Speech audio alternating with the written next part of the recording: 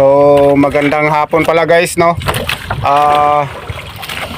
Try natin ngayon mamusit guys kasi kumalma ngayon.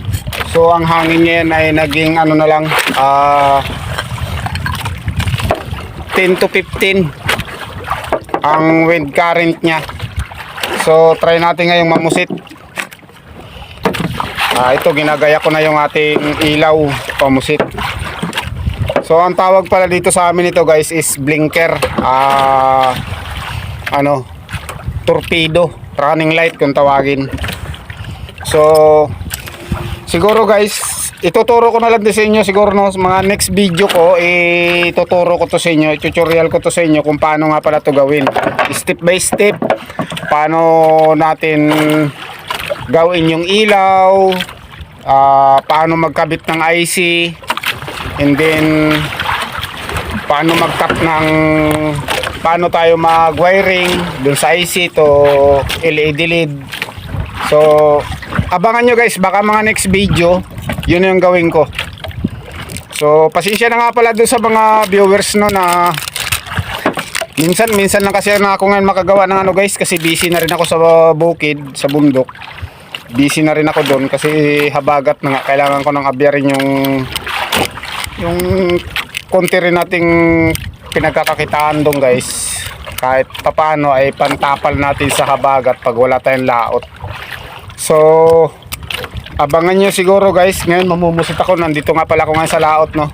Yan napapansin nyo yan guys, yun yung tabi namin yan. Siguro nasa mga lang ako ngayon guys, nasa mga 15 kilometers ang layo ko dyan.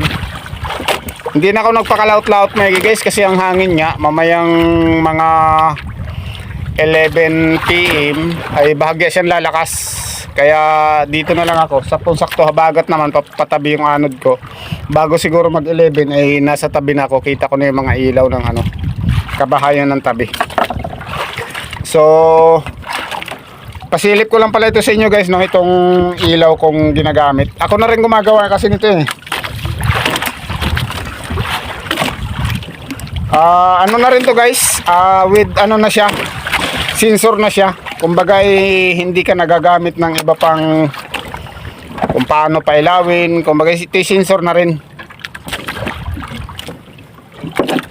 Pag may flashlight ka lang, kahit lighter guys, lilingas na to o mamamatay. Yan sample, yan umiilaw siya. Yan yan, sensor na rin kasi guys ang ginagamit ko, yan sample wala siyang ilaw, di ba? Ilawan ko yan guys. Tsaka ituturo ko na rin sa inyo kung saan tayo kukuha ng sensor nya para mapailaw natin yan.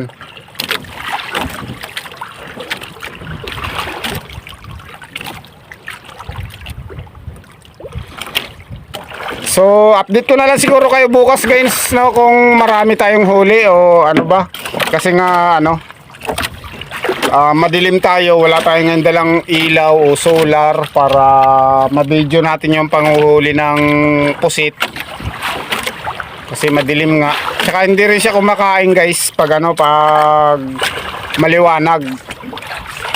Kaya update ko na lang kayo bukas guys kung marami tayong huli. At saka pakikita ko na rin sa inyo guys ngayon yung tangkab kung sabihin.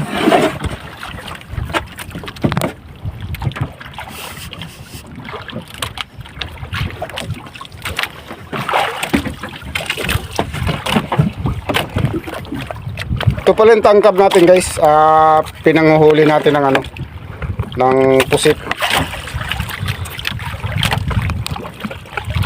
Ayan guys, yan, may na siya, may sticker na siya na pag pina-flashlightan mo, pag tanggal ng flashlight ay lumilingas siya, nag-aalamag siya. So bali yun yung pag-distract natin doon sa pusit. So okay guys, update ko na lang kayo bukas. At saka salamat pala sa lahat ng mga nanonood Thank you.